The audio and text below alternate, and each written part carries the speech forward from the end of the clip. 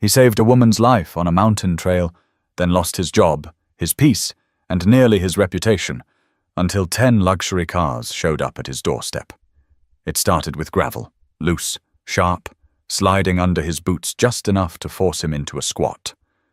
Kevron Daly had hiked this part of Beartooth Pass more times than he could count. He liked the quiet, the height, the cold. It was one of the few places where he didn't feel like a nurse, a black man, or a number on someone's HR schedule. Just Kevron, breathing clean air, letting the world sort itself out below him. But that Sunday? Something was off, a faint groan. That's what made him stop. Not an animal, too human. It came from off the main trail, about 30 feet into some dense brush. He hesitated for maybe 2 seconds. Then he dropped his pack and pushed through the branches. "Hey, can you hear me?" he called out. The response was shaky, weak. "Here, please." That's when he saw her. Face smeared with blood and dirt, hair clumped against her forehead, and her right leg twisted in a way that made his stomach knot. Her hiking pants were torn at the thigh, blood already drying at the seams. "I got you," Kevron said, instinct kicking in as he crouched beside her. She flinched. "Don't touch me. Wait. Who are you?" He held up both hands, palms out. "Kevron, I'm a nurse. You're hurt bad, but I can help you." She blinked, dazed. My phone's dead." He gave a single nod. "Let me take a look at your leg, all right?" She didn't respond, but she didn't stop him either. Kevron worked fast. He gently touched the swelling, saw the angle of the break, and knew it needed to be stabilized. He reached into his pack and pulled out 2 aluminum tent poles and a roll of gauze. She watched him, breathing fast, pain in her eyes, but silent. "This is gonna hurt, but it'll help more than it'll hurt," he said. She grit her teeth. "Just do it." Kevron wrapped her leg with practiced care, using the poles as a makeshift splint. He tore the sleeves off his undershirt to add extra padding. He hadn't had to field dress a limb since nursing school. It came back to him like muscle memory. "You alone?" he asked, keeping his voice steady. She nodded slowly. "I needed space. Just a weekend to breathe." "Bad weekend for it," he muttered, adjusting the final wrap. When he tried to lift her, she yelped in pain. She was light, but unconscious weight was always heavier. He took a breath, braced his back, and hoisted her into a carry position, her arms around his neck, legs resting across his arms. They were at least 3 miles from the ranger station. "I'll stop when you need a break," she whispered through clenched teeth. Kevron looked at her and said, "Nah, I'll stop when you need a break. You've already done your part." She actually laughed at that. It was a strange, short sound, almost bitter. "You always hike around saving strangers?" Kevron smiled, despite the burn already building in his arms. "Only the rich ones with blood on their faces." She squinted at him. "You don't know who I am, do you?" "Nope. Should I?" Her silence was answer enough. The walk down was brutal. Every step shifted her weight. Twice he nearly lost balance. Once he slipped and landed hard on one knee, jarring them both. But he didn't stop. He couldn't. She was half-conscious by the time they reached the station, skin pale, lips dry, body trembling. The ranger, a lanky guy named Wyatt, opened the door and froze. Kevron didn't waste a second. "She's got a lower tib-fib fracture, mild head trauma. I stabilized it, but she needs evac ASAP." Wyatt moved fast after that, radioed for help, took her name down. Kevron barely heard what she said until Wyatt's voice cracked. "Wait. You're Blythe Kessner." Kevron blinked. He looked down at her, but she didn't look back. Her eyes were shut, head tilted against his chest. He didn't say anything else. But the name stuck in his mind, heavy as the weight he'd just carried down the mountain. Kevron didn't drive straight home. He sat in his truck for a while, parked near the ranger station, elbows resting on the steering wheel, staring out at nothing. The weight of the last few hours hadn't caught up to him until now. His arms ached. His shirt was stiff with sweat and dirt. His knee throbbed from that fall. But all he could think about was that name, Blythe Kessner. It meant nothing to him in the moment. But the look on the ranger's face? Like he'd just watched someone pull off a mask and reveal royalty. That stuck. He pulled out his phone and searched the name. Tech magnate. Billionaire. CEO of Terra Helix, the clean energy company that had disrupted the oil sector. Rare public appearances, low media profile, net worth, somewhere in the ballpark of $6 billion. Kevron let out a low breath and leaned back in his seat. He hadn't recognized her, just another person in pain, and that's exactly how he'd treated her. Part of him wondered if that's why she didn't say anything right away. Maybe it felt good, for once, to not be treated like a headline. By the time he got home that night, his phone had already started blowing up. Wyatt must have talked. Or maybe someone from the helicopter crew that evacuated her did. Local news was picking up the story, calling him Montana's quiet hero.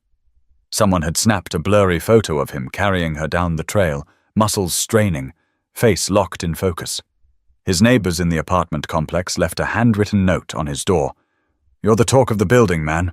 That was some hero stuff." Signed, Tammy in 2B and her teenage son, Rowan. He smiled, stuck the note on his fridge, and collapsed on his couch. That night, he slept hard.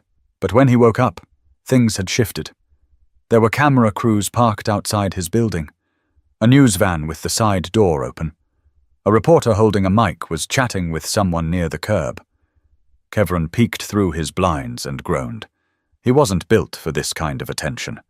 Give him a packed ER, a screaming toddler, or a motorcycle crash victim. Fine.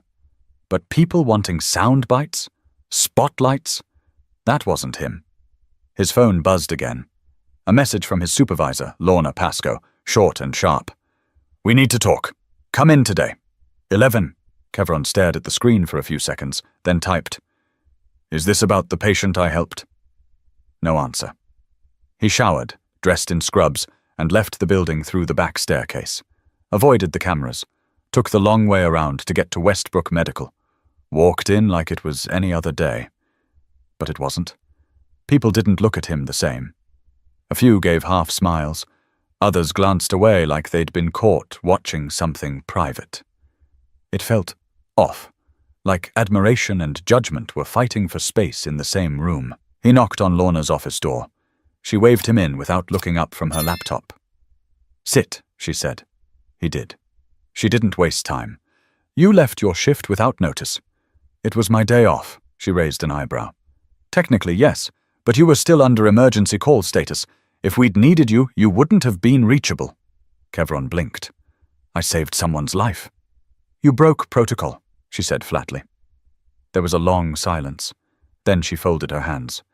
"Look, Kevron, the board isn't happy. One of them has personal dealings with Terra Helix. This kind of media attention? It's complicated." "You're serious?" he said, stunned. "I'm not saying it's fair, but decisions are being made that I can't control." He stared at her, feeling heat rise in his chest. "So what? I'm suspended?" Her lips pressed into a thin line. "You're being let go. Effective immediately." Kevron stood up slowly. "You're firing me because I helped someone." "Because of how it was perceived," she corrected. He left the office without a word. Back in the hallway, he passed a nurse he'd trained 2 years ago. She tried to meet his eyes. He didn't let her. But as he stepped out of the hospital for the last time, something in his gut told him this wasn't the end of it, not by a long shot. Kevron didn't go home right away. He drove without direction, knuckles tight around the wheel, heart pounding with the kind of rage that had nowhere to land. He wasn't surprised. Not really. But that didn't make it hurt any less. Being fired was one thing, but being discarded like trash for doing the right thing? That sat deep.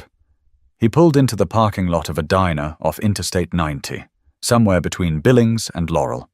The kind of place with peeling signs and a jukebox that hadn't worked in years. He'd eaten there a dozen times during long shifts. The waitress, Bia, was behind the counter like always, cracking eggs with one hand and cussing at the radio. Kevron slid into a booth by the window. She noticed him after a moment. "Hey, Kev, you look like hell. You want coffee or a shot of something stronger?" He let out a dry laugh. "Both, in that order." She brought the cup without a word. After a while, she leaned on the counter and looked at him. "I saw you on the news." That was you, huh? The hiker nurse? He shrugged. Guess so. What they didn't say is how that billionaire got out there without anyone knowing. Whole towns talking. Kevron sipped the coffee, then said quietly, she didn't want attention. Neither did I. B nodded slowly. Some folks do good and stay quiet. Some folks take pictures and pat themselves on the back. Apparently doing the right thing just got me fired. He added. She didn't blink. Let me guess. Something about rules, timing, liability? Kevron smiled, but it didn't reach his eyes. They said it was because I was on emergency call status, but I know it's more than that. Someone on the board didn't like me making headlines with her. B snorted. That's about the weakest excuse I've heard in a while. He looked out the window. A storm was rolling in from the west, grey clouds stacking like bricks. You know what the kicker is? He asked. She hasn't even reached out, not a text, not a call. I'm not mad at her. I just thought maybe she'd check in. B refilled his cup and said, maybe she will. Or maybe she thinks you don't need thanks. But Kevron wasn't sure anymore. That night he got back home late. No cameras, no reporters, just silence. The attention had fizzled faster than it came. Maybe it had all blown over. Maybe it was for the best. He sat on his couch, scrolling through job boards on his phone. ERs in Missoula. Urgent care clinics in Bozeman. Nothing nearby. Nothing stable. Nothing that paid enough. His phone buzzed. Unknown number. He stared at it, thumb hovering over the screen. He answered. Hello. A pause. Then a voice. Soft, steady, familiar. Kevron. It's Blythe. His mouth went dry. Wow. Didn't think I'd hear from you. I wasn't sure if I should call, she said. But I found out what happened at the hospital. I'm sorry. That wasn't supposed to happen. He let the silence stretch for a second. You didn't owe me anything. I did what anyone would have done. No, she replied firmly. You didn't. You carried a complete stranger down a mountain with a broken leg. You never once asked who I was. You treated me like a person, not a prize. Kevron shifted in his seat. So why call now? Because I've been thinking about people like you, she said. People who get punished for doing the right thing. I want to talk to you. Face to face. He narrowed his eyes. You're still in Montana? No, but I'll be back in the morning. Why? There was a pause. Because this isn't finished. I have something I want to give you. It's not charity. It's a door. He didn't know what that meant. Before he could respond, she added, You'll know it when you see it. Then she hung up. Kevron stared at the screen, the call log now showing a blank number and a timestamp. The wind outside rattled the window pane, but something about her voice stuck with him, like she already knew the next chapter of his life was about to show up on his doorstep. Kevron woke up the next morning to the sound of an engine. Deep, low, smooth. Not the usual sputtering trucks or the occasional neighbor starting their SUV. This sound was different. It wasn't just one car either. It was multiple. Tires crunching slowly against the pavement. He rubbed his eyes, shuffled over to the window, and pulled the curtain back. At least 10 vehicles were pulling into his street, black, silver, deep blue. All of them polished to a mirror shine, not a speck of dirt on any of them. Mercedes, Bentleys, a white Rolls-Royce near the front. They weren't just parking, they were lining up right outside his building. Kevron stepped back from the window, his heart suddenly kicking hard. He opened his front door just in time to see Mrs. Holland from next door, clutching her little dog with one hand and shielding her eyes from the morning glare with the other. You know those people? She asked, eyes wide. Kevron just stared. I think... maybe. The passenger door of the Rolls-Royce opened slowly. A man in a dark suit stepped out first. Then came a woman. Tall, composed, using a slim cane for support. Dark sunglasses, hair pulled back. But the moment she lowered the glasses, Kevron recognized her. Blythe Kessner. She wasn't surrounded by press or cameras, just a quiet team that looked like they belonged to some diplomatic mission. 2 of them carried sleek briefcases. One scanned the street like he was casing it for threats. Blythe walked toward him slowly, eyes fixed on his. I didn't mean to make a scene, she said once she was close enough. You brought a motorcade to my block, he said, half laughing, half terrified. I did, she admitted, but I had to be sure you'd talk to me. Neighbors were watching from windows, some taking photos. Kevron could feel every eye on them. "You want to come inside?" he asked. She smiled. "Yes, I'd like that." Inside his modest apartment, the luxury felt out of place. The silence between them was thick. She took a seat at the small dining table while one of her staff placed a leather folder in front of her and quietly exited. Blythe leaned on the cane and looked around. "I like it. Feels like a real person lives here," she said. Kevron poured 2 glasses of water, more out of habit than hospitality. "You want to tell me why you're really here?" "I owe you more than words," she said. "You already said that last night," he replied. "But I didn't show it," she continued. "You lost your job over me, Kevron. I've been thinking about that every hour since I heard." He shook his head.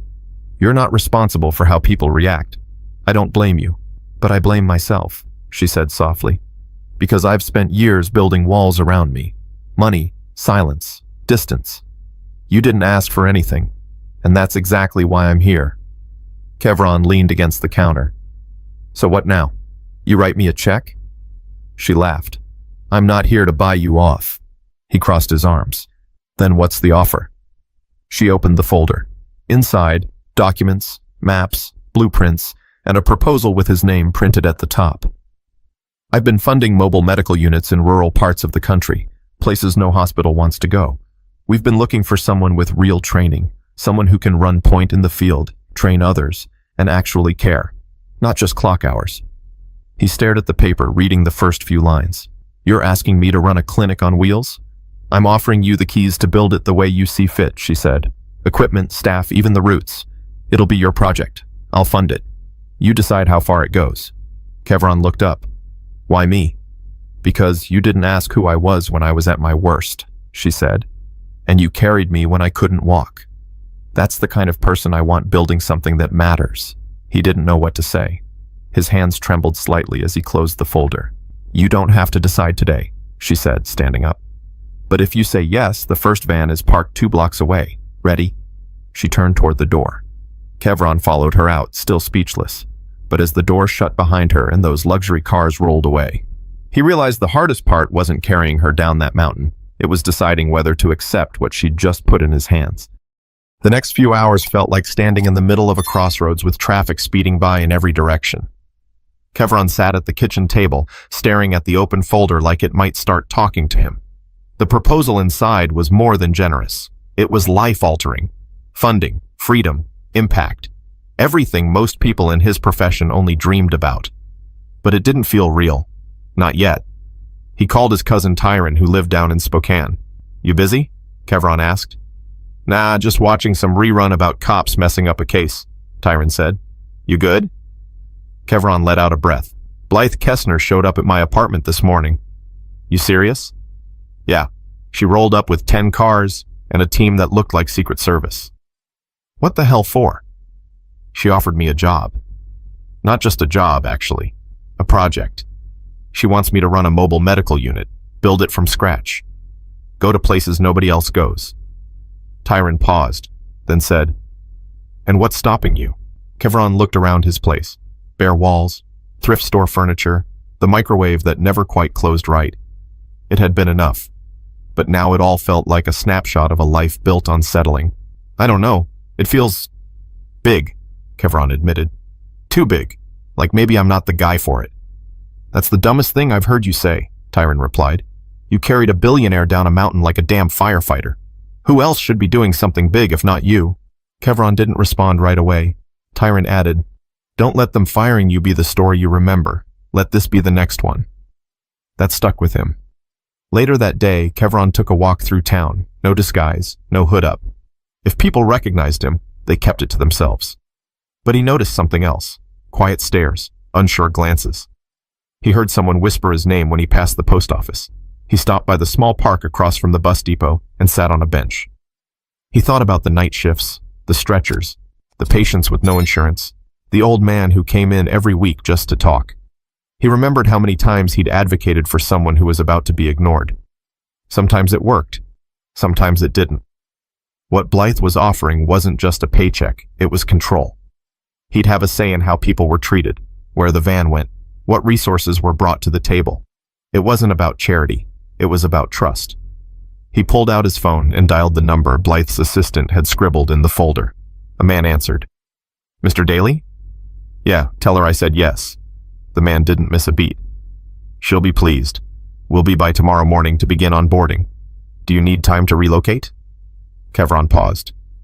"No. If I'm going to help people, I want to start right here." The next morning came fast. A single black SUV pulled up this time, more discreet. A woman in a gray blazer stepped out and introduced herself as Mara, legal liaison for the foundation. She handed him a new binder with finalized documents. Everything had been approved: budget, staff allocations, outreach map. His name was listed as Director of Field Medicine. "You'll have your first van by next week," Mara said. "We've already got a short list of towns in Idaho and South Dakota where care is either inconsistent or non-existent. You'll choose the rest." Kevron flipped through the pages. "I've never run anything like this before," he admitted. Mara smiled. Neither had Blythe when she started Terra Helix. "We're not looking for polished, we're looking for real." He signed the final page and handed it back. "Welcome to the work that matters," Mara said. As the SUV drove away, Kevron stood on his porch holding the folder. But as the dust settled from the tires, he felt something creeping in. Not doubt this time, but a question. What happens when people start watching you not for what you did, but for what they think you are? By the end of the week, the first van arrived. It looked more like a small clinic on wheels than anything else. Sleek, efficient, and surprisingly quiet. Outfitted with everything from portable ultrasound equipment to trauma kits and refrigerated compartments for vaccines, it was the real deal. Kevron walked around it in awe, running his hand along the side like he was inspecting something borrowed and fragile. He wasn't prepared for how fast the whispers would follow. At first, the comments came online. Nothing too wild, just your usual armchair critics. People questioning how a nurse who'd been fired just days earlier suddenly ended up running a multi-million-dollar outreach program. A few anonymous tweets suggested maybe he'd staged the whole rescue. One post went semi-viral. "Man saves rich lady gets rich? Feels a little too convenient, doesn't it?" Kevron didn't respond. He never did. But the more he ignored it, the louder it seemed to get. Even people in town started acting different. A barista at the corner coffee shop asked if he was really gonna live off billionaire money now. A patient he used to treat at Westbrook walked right past him in the grocery store, eyes darting away. It was like the story had flipped overnight, from hero to opportunist. Tyron called again one night, voice tight. "You seeing this junk online?" Kevron sighed. "Yeah, I've been trying not to."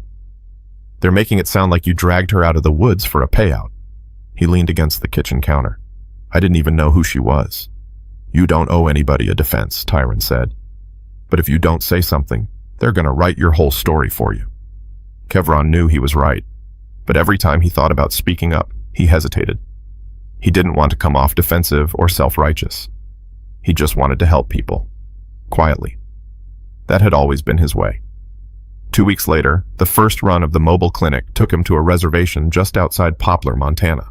The town's clinic had shut down 2 years earlier, and folks had been driving nearly 90 minutes for basic care. He arrived just after sunrise. Word had already spread. A few dozen people were waiting, mothers with young children, elderly men in folding chairs, teenagers trying to act like they didn't need anything but still showing up. Kevron stepped out of the van, clipboard in hand, and said, "All right, folks, let's get to work." He spent 10 hours on his feet that day. By the end, his back was on fire, but he'd seen 46 patients, set 2 fractures, gave out 70 flu shots, pulled a toddler's infected splinter, and handed a grandmother new asthma medication. That night, sitting in the back of the van with his shoes off and a sandwich in hand, he felt something he hadn't felt in weeks. Solid, grounded. But the moment didn't last. One of Blythe's team forwarded him an article from a national gossip site. The headline read, "Nurse Turned Mogul, How Kevron Daly Jumped from Fired to Funded." The piece didn't have sources, just speculation. Photos of him walking out of the hospital, followed by a grainy image of the caravan that had appeared outside his building. It painted the narrative as a Cinderella story with shady footnotes. Blythe called him the next day. "I read the piece," she said. Kevron sighed. "It's not even accurate." "Accuracy doesn't matter to people looking for a reason to doubt," she replied. "What matters is how you carry it." He paused. Should I respond? Set the record straight? That's up to you, she said. But I'll say this. Some people are always going to be uncomfortable with seeing someone like you hold the keys. He didn't have to ask what she meant. He felt it. But what kept him up that night wasn't the rumors. It was wondering how many people might need help and not come because they believed what they read. A week later, Kevron sat across from a journalist in a tiny, neutral cafe just off the edge of downtown Billings. No camera crew, no mic packs. Just 2 mugs of black coffee between them and a notebook the reporter barely touched. Her name was Shiloh Greer, freelancer, early 30s, sharp eyes that didn't blink much. She wasn't with one of the gossip sites or a mainstream network. She'd reached out through Blythe's office with a single sentence. I don't want your scandal. I want your side. Kevron had almost said no. But then he thought about all the patients who might skip his clinic because they'd read the wrong headline. He figured if someone was going to tell the truth, it had to start with him. You carried her down 3 miles? Shiloh asked, pen hovering. No stretcher, just your arms? He gave a slow nod. 4, actually.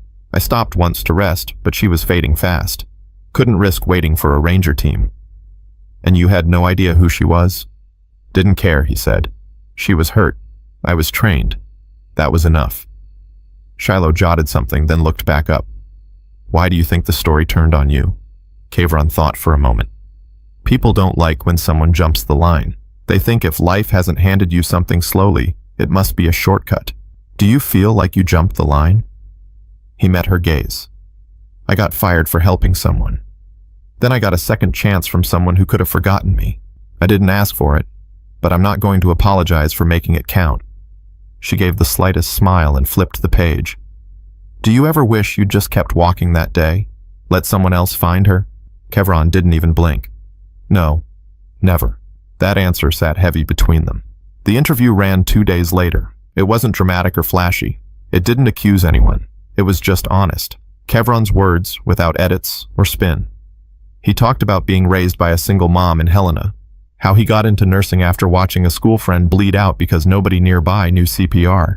He spoke plainly about the day on the mountain. No embellishment, no hero talk. People noticed. The clinic's inbox began filling with messages from other nurses, from patients, from people in rural towns asking, will you come here next? Donations followed, not from corporations, but regular folks. One woman in Wyoming sent $40 with a note. You helped that lady. Maybe you can help my dad next. But not everyone liked the shift. One morning he found a note taped to the back of the van windshield. Bought and paid for. Hope she's worth it. No name. Just a bitter message, written in rushed capital letters. Kevron didn't report it. He didn't even mention it to Blythe.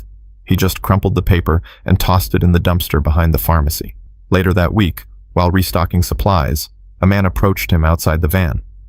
Daly, right? Kevron turned slowly.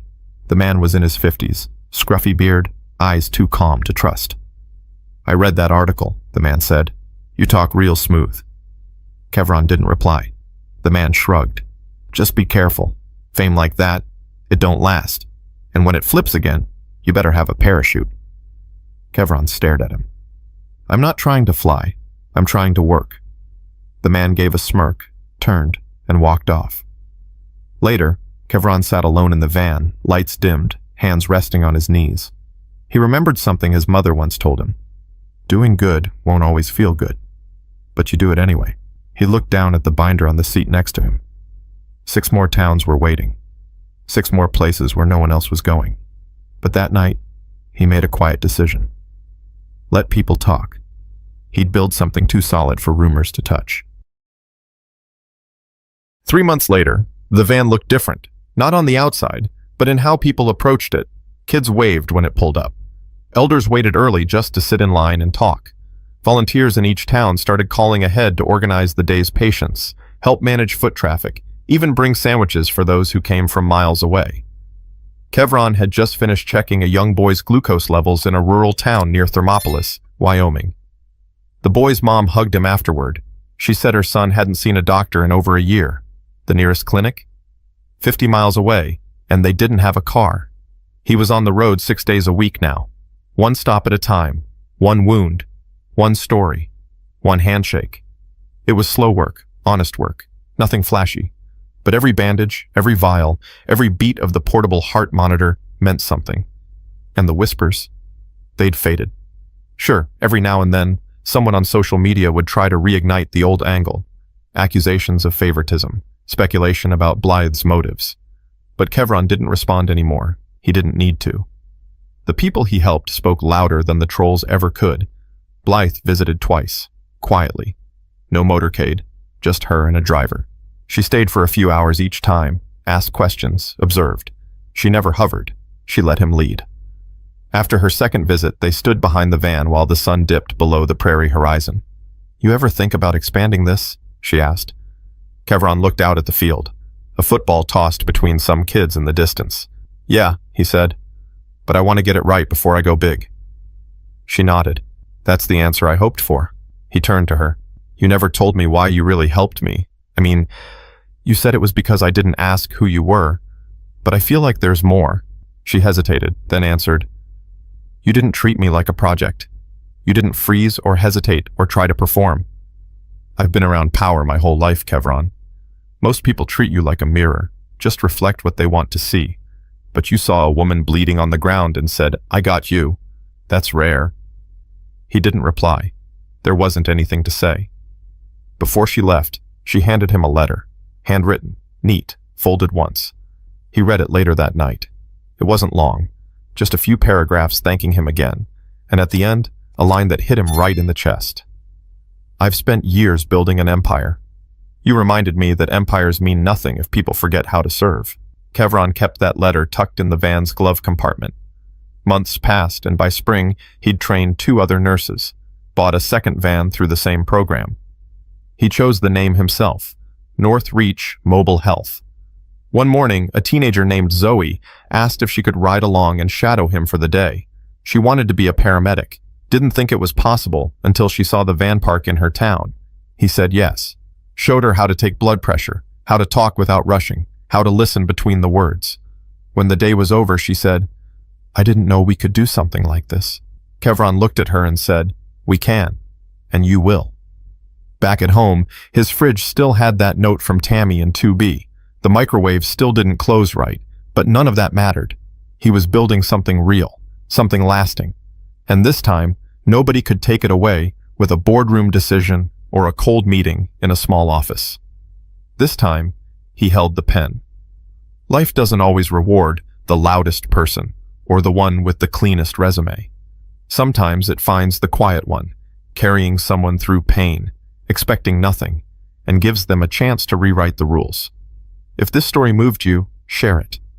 And if you believe in doing good even when no one's watching, subscribe for more stories that remind us what really matters.